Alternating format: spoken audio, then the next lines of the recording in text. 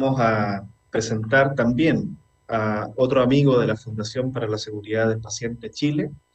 También nos ha acompañado desde los orígenes de nuestra creación, pero también desde los primeros eventos que organizamos tanto a nivel nacional como a nivel latinoamericano. Quiero presentar a don Ariel Palacios. Él es enfermero de profesión, es conferencista, asesor y consultor internacional en calidad y seguridad del paciente, en instituciones tanto públicas, privadas y también del Seguro Social en Argentina. Es docente de innumerables programas de posgrado en diversas universidades latinoamericanas. Tiene más de 15 años de experiencia en estrategias transformadoras de organizaciones a nivel salud. También se define como un apasionado por mejorar la calidad de la atención y también de mejorar la seguridad de cada uno de los pacientes que a él le toca atender. Estimados participantes, quiero dejar con ustedes a don Ariel Palacios, quien nos va a conversar acerca del siguiente tema. No es el factor humano, es el sistema. Ariel, adelante, por favor. Alex, ¿cómo estás? Bueno, muchísimas gracias por la presentación. No sé si estás viendo mi pantalla allí. Ok, la presentación también se proyecta, ¿verdad? La pantalla completa. No todavía. Ok, déjame saber si es posible que se cargue. Si no, le he enviado a Hugo también el PDF por cualquier situación de esta, porque es una plataforma web. Así que confirmame si ahí ya estamos compartiendo la presentación, ¿sabes? Veo el escritorio, pero no veo la presentación. Ok, vamos a sacar otra vez, a ver si tenemos suerte. Le puedo hacer esto una vez más.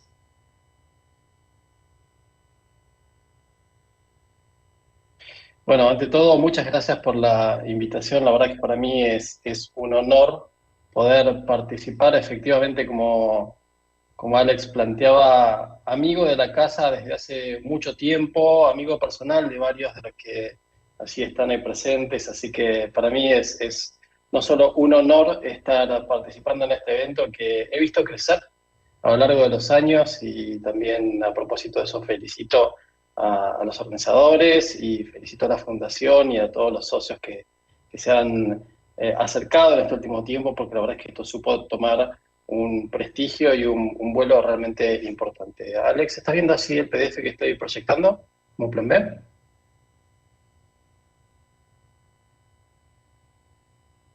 Vemos el ¿Ok? escritorio del computador, Ariel. Ok.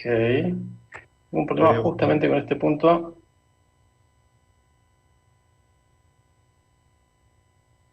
Ok. A Vemos tu ver cursor. allí. Ahora sí me ves, ¿verdad? Allí ves la presentación. Vemos tu cursor, pero no vemos la presentación. ¿Tiene el escritorio extendido? Ok, no, no, no. Bueno, quizás podamos hacer al revés, les pedimos disculpas por esto. Quizás puedan cargarla desde allí.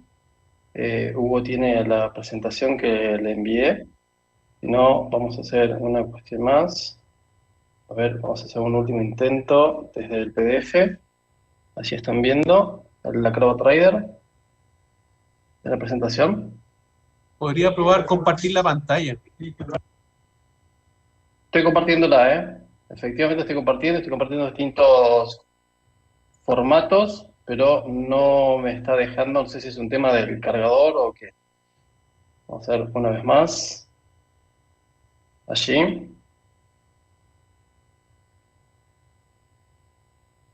¿Qué Bueno, sistema no se operativo preocupe. tiene, Ariel? Es de Apple. Ok.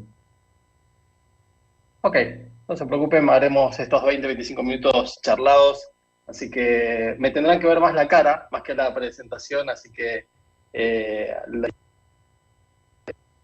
intentaremos hacerlo de manera un poco más dinámica. Bueno, básicamente a mí me dejaron la parte más fácil. Recién Fabián planteaba toda una cuestión relacionada a la defensa del ser humano, ¿no? Y básicamente, casi inconscientemente y de manera subliminar, le echaba la culpa de alguna manera al sistema. O sea, planteaba básicamente que el ser humano es, bueno, un buen tipo.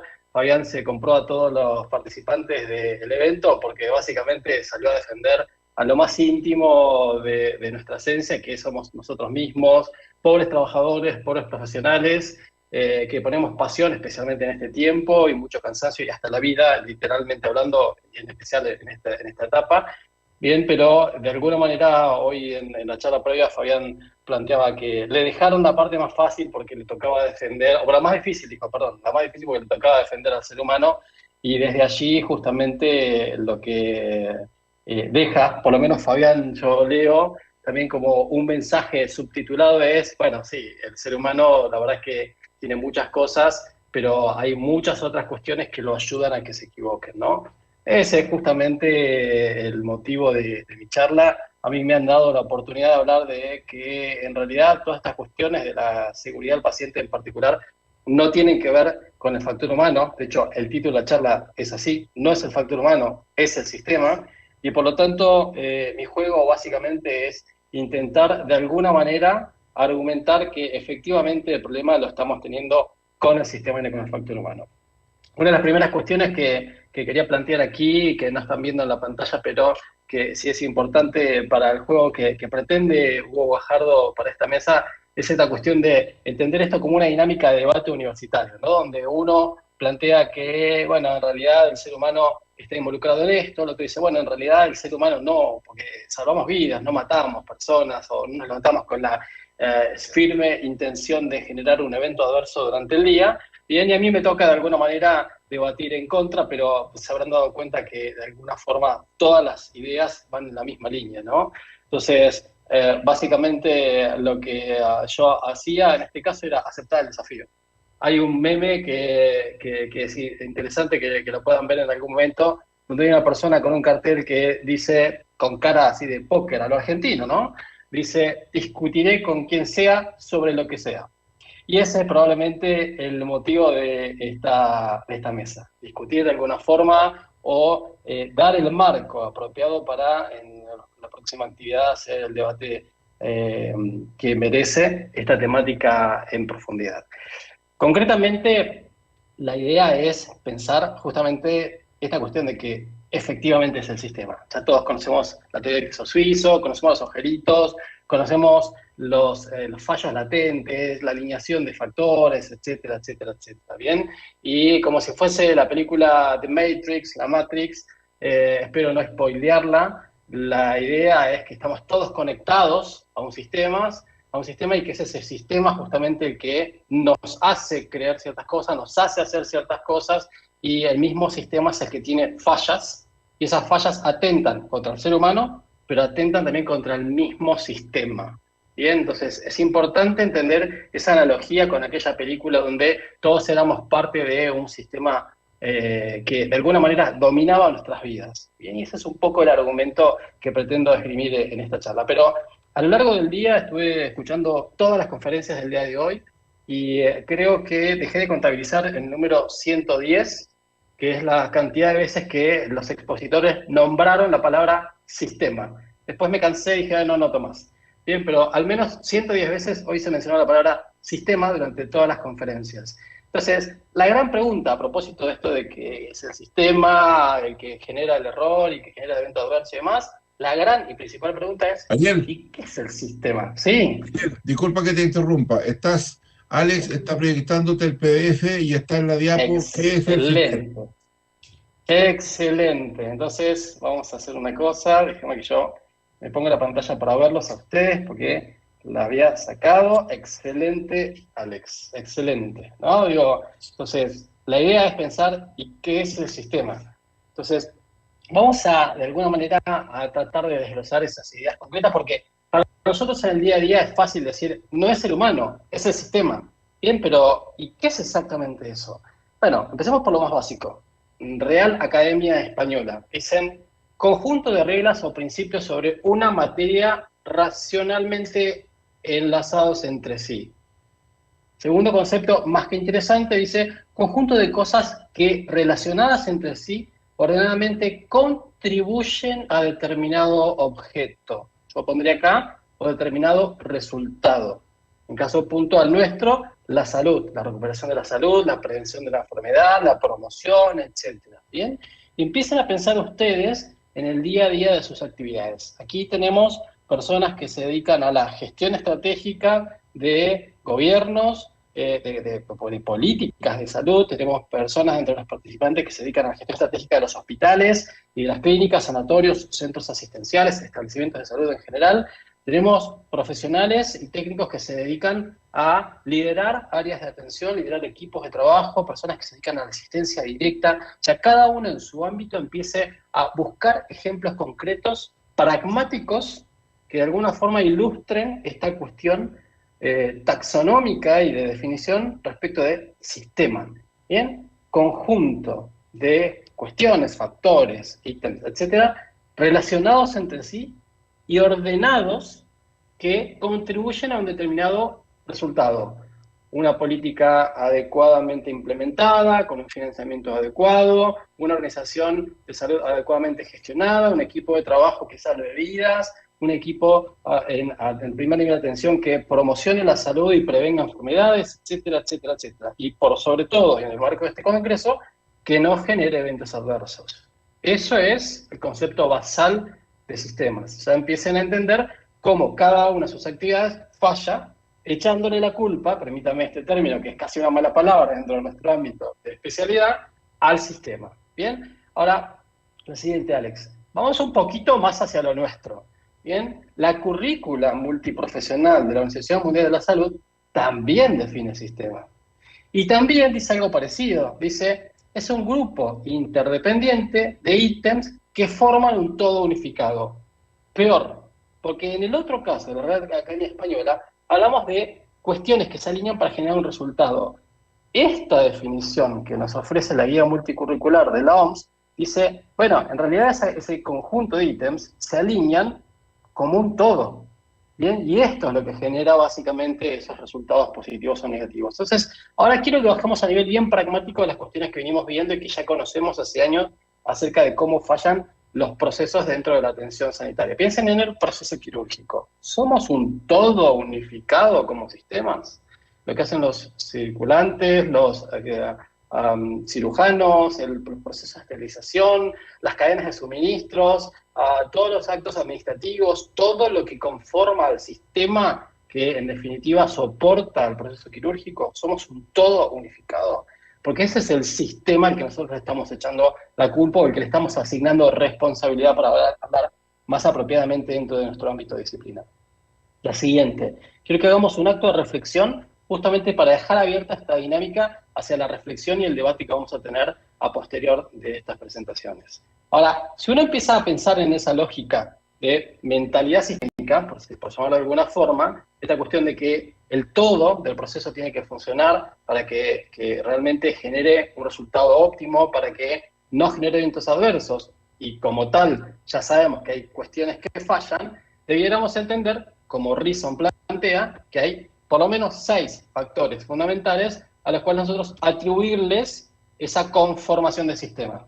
Bien, primero factores relativos al paciente y a los prestadores. Esos factores tienen que funcionar de manera alineada, unificada, o sea, sus intereses, el financiamiento, la capacidad de proveernos herramientas, elementos, políticas, lo que fuese, bien, de manera oportuna, accesible, equitativa, etcétera, con todas las dimensiones de la calidad que ustedes conocen, que tienen que estar asociados con los factores relativos a las tareas de cada uno de los profesionales, técnicos, trabajadores, bien, de una organización prestadora de salud, que al mismo tiempo, como parte fundamental de ese rompecabezas que conforma el sistema, tiene que estar alineada con los factores relativos al equipo de trabajo y asimismo a las tecnologías y a las herramientas que soportan esos equipos de trabajo, y finalmente unidos a factores que tienen que ver con la organización como tal, la organización del trabajo, la organización de los tiempos, etcétera, la organización en mayúscula, y finalmente a el entorno de atención.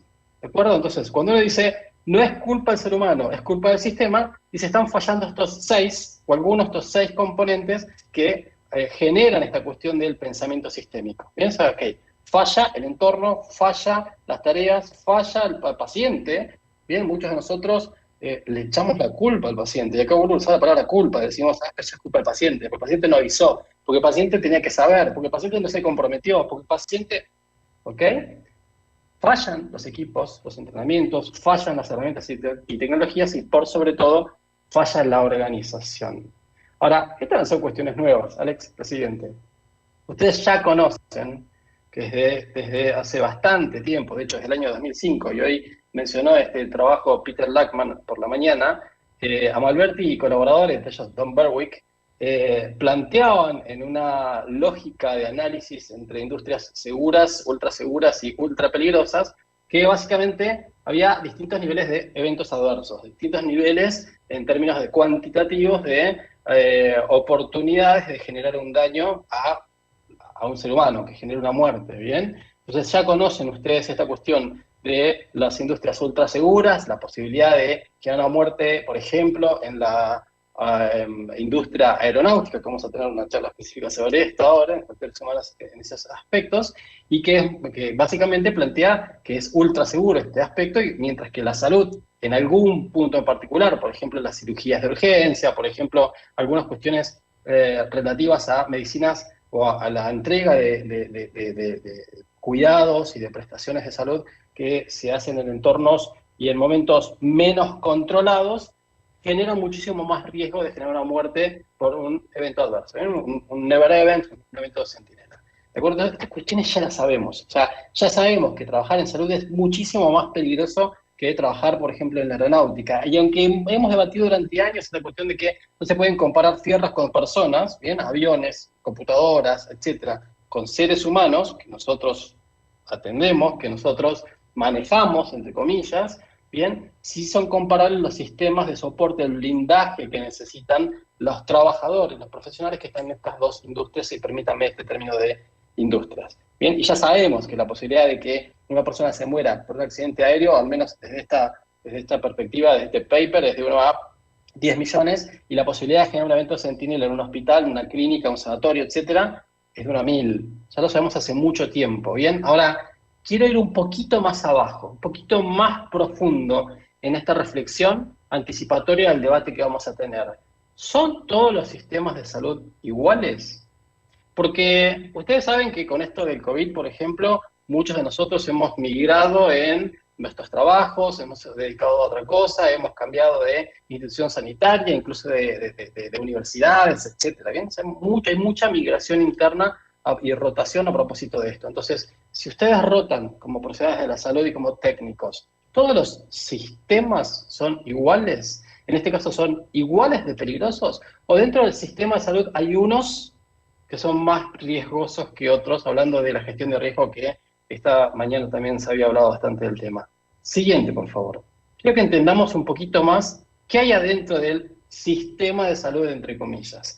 Entonces, claramente, aquí nuevamente tenemos que circunscribirnos en el ámbito de aplicación de nuestras actividades profesionales de cada uno de nosotros. No es lo mismo el sistema de un país, el sistema de salud de un país, que el sistema de salud de otro país. No es lo mismo un sistema de salud en un país unitario que en un país federal. No es lo mismo un sistema de salud en un país federal que en otro país federal. En Argentina, Fabián, ¿me puedes acompañar con esto? Solemos decir que nosotros tenemos 24 sistemas de salud. ¿Bien? Básicamente porque hay uno por provincia, uno por área, ¿de acuerdo? Porque cada uno, básicamente, a pesar de que haya un órgano unificador, que es el Ministerio de Salud de la Nación, cada ministerio provincial básicamente hace lo que quiere, por decirlo de alguna forma, ¿bien? Entonces, no tiene esa libertad absoluta, pero fíjense cómo funciona en este tipo de países la aplicación de normas federales, ¿bien? O sea, las provincias están invitadas a sumarse a estas políticas, ¿de acuerdo? Entonces, no es lo mismo trabajar dentro de un país que de otro, no es lo mismo trabajar dentro de una provincia o una región o un área que dentro de otra, no es lo mismo trabajar dentro de un sistema de salud a nivel más micro, y hablaban de lo macro, de lo meso y de lo micro, más a nivel micro. No es lo mismo trabajar dentro de una organización que de otra, trabajar dentro de un área de atención que de otra, trabajar dentro del mismo área en un tiempo que en otro, como el tiempo de COVID. Los sistemas van cambiando y los riesgos de los sistemas van aumentando. Y entonces es importante entender por qué y cuántas variables se manejan en esta lógica de análisis de por qué el sistema está fallando tanto. Siguiente, Alex. Aquí, como decía hoy nuestro amigo que nos antecedía, podemos estar 3 semanas hablando solamente de este slide, ¿bien? Pero vamos a resumirlos en 2 minutos y contando. Digo, la idea es entender que no es que simplemente falla porque el sistema es malvado, sino que hay muchísimas variables que intervienen en estos fallos sistémicos o estos riesgos a los que este sistema nos expone a los seres humanos, ¿bien? Lo primero y principal, tenemos problemas a nivel regional y a nivel países y a nivel local dentro de cada país, a nivel de cada organización, en términos de políticas y gestión. Bien, a nivel países y a nivel regional tenemos problemas en términos de políticas y gestión pública. ¿De acuerdo? O sea, la calidad de la seguridad del paciente no es una política de Estado en muchos de nuestros países latinoamericanos. No es una política de Estado. Cada nuevo gobierno que asume cambia el eje y cambia las líneas estratégicas de la gestión de la calidad de seguridad de los pacientes. Incluso dentro de países como Chile, como Perú, como México, probablemente Colombia, que tienen estándares nacionales muy fuertes y que tienen incluso esos estándares nacionales ligados, pagos por performance, una serie de cosas bastante complejas, hay mucha variabilidad entre las organizaciones y entre las áreas o las regiones del país, ¿bien? Y hay muchas cuestiones que se tornan de alguna forma un componente perverso, permítame este término, en términos de alguna manera, por ejemplo, forzar la prestación de ciertas actividades para que el mismo sistema de compensación me otorgue más licencias o me permita seguir funcionando, o me pague más, o me exima de impuestos, ¿ok? Entonces, tenemos problemas en términos de las políticas regulatorias de esto. Bien, entonces el sistema también trabaja en contra justamente porque hay muchos problemas con las políticas y la gestión de la calidad de la seguridad de los pacientes. El primero de ellos es que en la mayoría de los países latinoamericanos no es una política de Estado, no perdura a lo largo del tiempo, no hay una política donde todos los partidos políticos, todas las banderas políticas se pongan de acuerdo y así como hizo OMS ahora, con el plan a 10 años, digan, nos vamos a dedicar los próximos 10 años a esta línea en términos de seguridad de pacientes. Lo segundo es el financiamiento.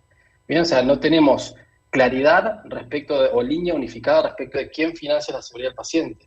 Hoy hablaban muchísimo, incluso desde la mañana, desde Peter Lackman, Jonás González, de OPS y demás, hablaban de prestar la atención al ser humano, prestar la atención al profesional, al trabajador de la salud. Y la gran pregunta es, ¿y quién financia eso?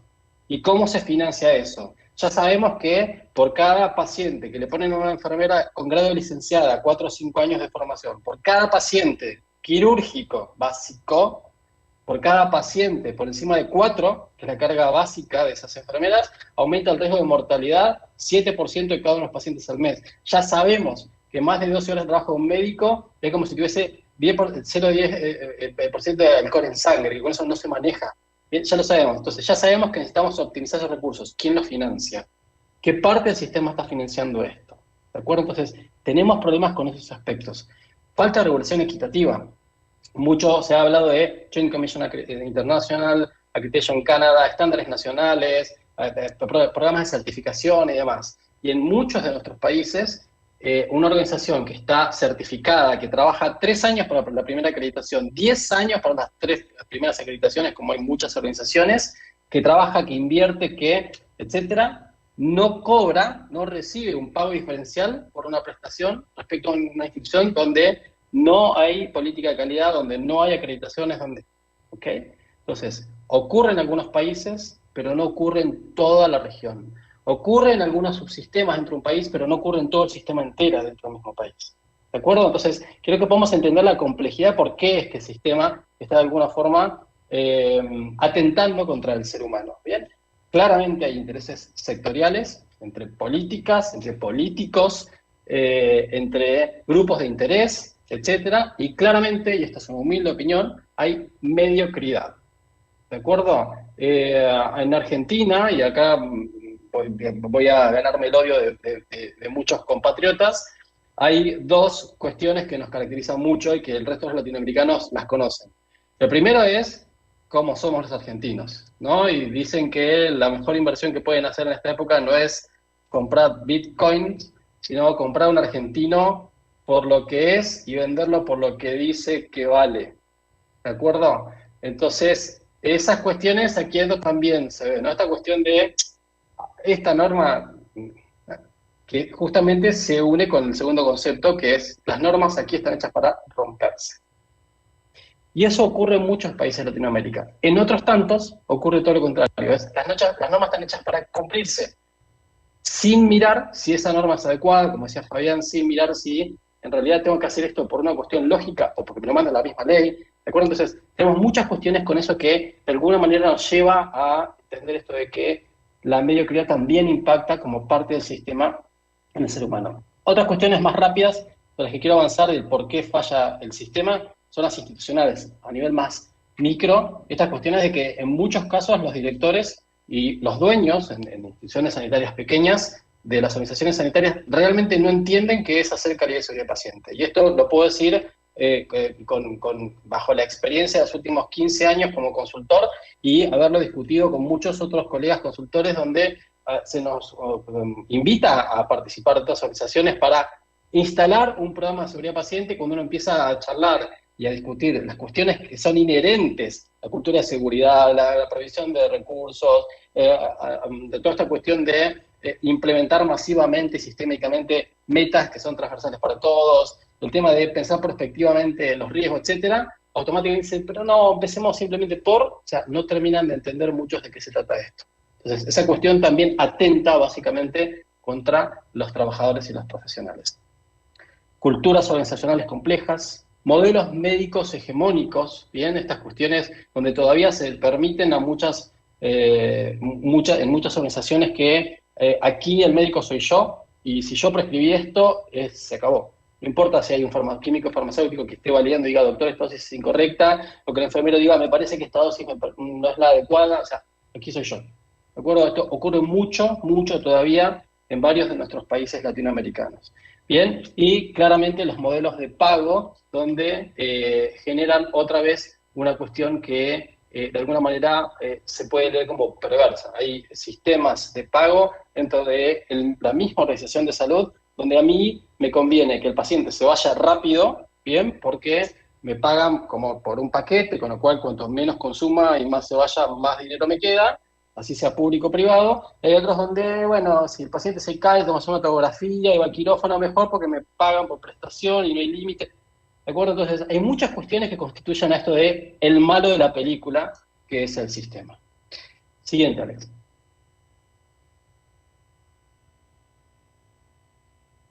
Vamos a pasarla allí. Perfecto. ¿Qué trajo en este último tiempo estos modelos? ¿Qué trajo, qué dio como resultado este tipo de enfoques, estas problemáticas que ya todos conocemos? Bueno, cuestiones básicas que ya todos entendemos. OMS planteaba antes del COVID que cada minuto se mueren al menos 5 personas en el planeta por eventos de seguridad. Por cada minuto, 5 personas fallecen por un evento evitable de seguridad. Piensen todas las personas que han fallecido a lo largo de estos 2 días de Congreso Internacional de Seguridad del Paciente. Por cada minuto, 5. Y en el ámbito ambulatorio, 4 de cada 10 pacientes van a recibir, en atención primaria, van a recibir un daño asociado a las prácticas sanitarias. En épocas convencionales. Piensen lo que puede estar ocurriendo en épocas de COVID, donde las variables han cambiado un poco. Adelante, Alex. Algunas de las variables que más han impactado en este sistema son básicamente el entrenamiento, que no es uniforme. O sea, ya sabemos que hemos tenido que aprender técnicas, procedimientos, servicios y demás, que no teníamos básicamente en nuestro scope de trabajo, en nuestro background. Sabemos que tuvimos que aprender rápidamente incluso cómo pronar a un paciente. Hay profesionales que por primera vez en su vida entendieron cómo pronar a un paciente y lo tuvieron que aprender rápidamente.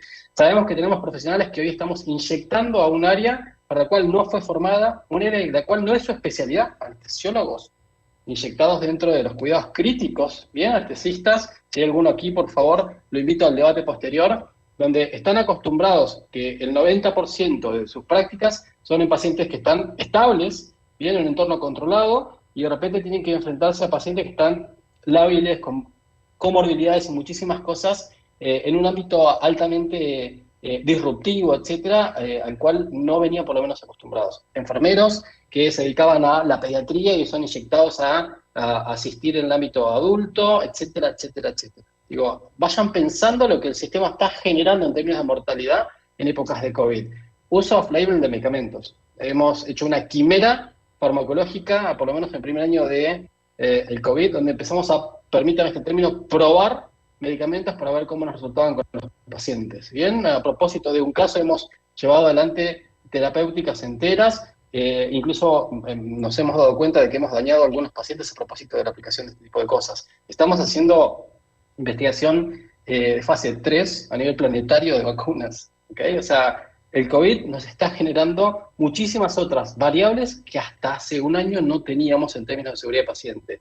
Y claramente esta cuestión del ratio profesional paciente, donde ya sabíamos que nunca llegábamos, o era muy difícil llegar de una licenciada, una enfermera titulada, 4 o 5 años de formación, a 4 pacientes, que en general teníamos un promedio de 7, 8, 10, 12, en internaciones generales en Latinoamérica. Imagínense lo que está pasando hoy y con los médicos y toda esta cuestión, ¿no? Digo, donde la gente se cansa, se enferma, se muere, ¿bien? Y claramente se ve impactada este resultado de la relación en términos cuantitativos de profesional versus pacientes. Adelante. Para ir terminando la idea, creo que es importante que prestemos atención a cuáles son los nuevos enfoques salido del horno, el plan para los próximos 10 años de seguridad paciente de la OMS, donde plantea, entre otras cosas, justamente trabajar, como decía Fabián, con sistemas de alta confiabilidad. Lo mencionaba Fabián, lo mencionaba Jonás, lo mencionaba Peter Lackman. O sea, esta cuestión de la seguridad 1 y 2 como un continuo, con focos específicos en preocuparse por las fallas como sistema, por entender que no podemos simplificar. Hoy Fabián hablaba de estos entornos complejos donde tenemos que ir haciendo ajustes, y esto es justamente lo que tenemos que ir pensando en el próximo tiempo. El concepto de seguridad paciente está cambiando a propósito de la pandemia. Prestar atención al día a día, prestar atención a las cuestiones operativas, prestar atención y comprometerse con el aspecto de resiliente. O sea, probablemente en el debate Fabián puede ampliar el concepto de resiliencia, pero es importante entender esta lógica de trabajo que surge a partir de los ajustes que tenemos que ir haciendo más allá del entorno que está controlado o sistematizado. Y claramente esta cuestión de respeto por la experiencia por sobre la jerarquía. ¿Bien? Que esto es algo que el COVID también nos vino a enseñar. Hoy grandes liderazgos, grandes jerarquías se han derrumbado a propósito de la dinámica de trabajo con el coronavirus. Adelante. Entonces, desde esta lógica de trabajo, es importante entender una serie de cosas. Yo cuando era chico tuve la oportunidad, en mi formación primaria, en el colegio primario, lo llaman aquí en Argentina, de leer este libro que se llama Fahrenheit 451. Probablemente muchos de ustedes lo han leído. Una de las grandes historias que cuenta, porque hubo varias historias adentro, pero una de las grandes protagonistas de ese libro, y de hecho fíjense que está en la tapa, eran los bomberos. Los bomberos tenían un rol fundamental dentro de esa sociedad que se describía en el libro, donde no se podía pensar, donde no se podían hacer reuniones, no se podían juntar los seres humanos a tener reuniones sociales, donde había que ir rápido. Les suenan estas cosas, ¿no? Donde había grandes televisores, donde la gente consumía información y era entretenida, etcétera, pero no podía pensar. Bien, bueno, una de las grandes actividades que tenían los bomberos era incendiar. Y quemaban algo en particular, que eran libros. Los vecinos podían denunciar a otros vecinos, a la persona que vivía al lado de su casa, a la policía, y la policía convocaba a los bomberos le prendían fuego a la biblioteca si encontraban libros y metían presos a las personas. Los bomberos de Fahrenheit, adelante Alex, son hoy, en mi humilde opinión, el coronavirus y todo lo que generó esto en los sistemas de salud. ¿Por qué? Porque básicamente el coronavirus nos prendió fuego todo lo que sabíamos. Todas aquellas cuestiones que creíamos tener claras, y especialmente en el marco de la seguridad paciente, se vino abajo. Necesitamos a partir de esto y de las experiencias que estamos teniendo repensar todo esto. repensar cómo construimos evidencia, repensar las políticas públicas a partir de lo que estuvimos describiendo hasta recién, repensar cómo gestionamos las instituciones, los equipos de trabajo, los tiempos de las personas, el descanso de las personas. Hasta antes del coronavirus veníamos trabajando desde el punto de vista de la cuádruple meta, del shared work, de incorporar la alegría en el trabajo. Hoy estamos tratando de entender cómo hacer para que la gente descanse. El coronavirus nos invita a pensar en esta cuestión de el sistema como impacto sobre los eventos adversos, en cómo queremos gestionar los modelos de salud, en cómo queremos gestionar la calidad y la seguridad de los pacientes dentro de las organizaciones sanitarias, y en particular en cómo vamos a gestionar a partir de ahora nuestras relaciones como seres humanos para que no se vean tan impactadas por este sistema que estamos describiendo. Adelante. Creo que en términos de reflexiones finales, y con esto dejo lugar al próximo expositor para después tener nuestro debate, es comentar una experiencia que he tenido hace muy poco, que es una cumbre latinoamericana de management, donde había cerca de 5.000 gerentes generales, directores y otros de distintas industrias, no necesariamente de la salud, y entre ellas se hizo una encuesta en línea bastante interesante, y preguntaban este tipo de cosas. Decía, así como la primera imagen es de un agujero negro, así como teorizábamos que existían los agujeros negros y después los descubrimos a través de investigación científica, teórica y demás, y después a través de evidencia fotográfica, ¿bien? Pudimos alinear una serie de telescopios y demás, y logramos verlo, ¿bien? La gran pregunta que ellos hacían era, ¿y no sabíamos que eso existía? Y la pregunta es, ¿y no sabíamos que iba a haber una pandemia? ¿De verdad no sabíamos que iba a haber una pandemia? Y el 90% dijo, sí lo sabíamos. Dijo, ¿y cómo nos preparamos para esto? Y gran parte de ese auditorio dijo, no estábamos preparados para lo que vino. El sistema no estaba preparado para lo que vino.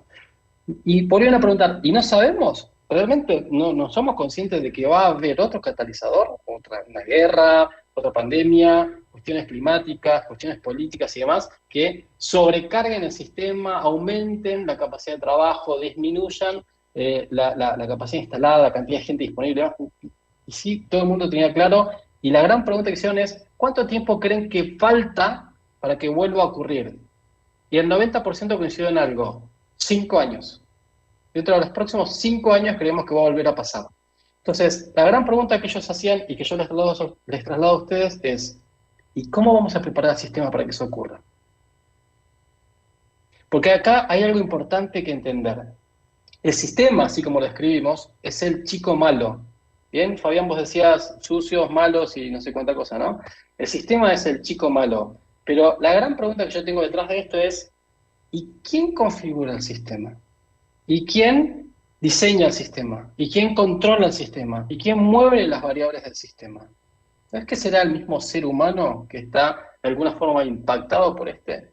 Entonces, este es un momento bisagra, siguiente Alex, y terminamos, para pensar efectivamente esa frase que yo uso cada vez más y que me convenzo que es cada vez más atinada a estos tiempos y que tiene que ver con esto.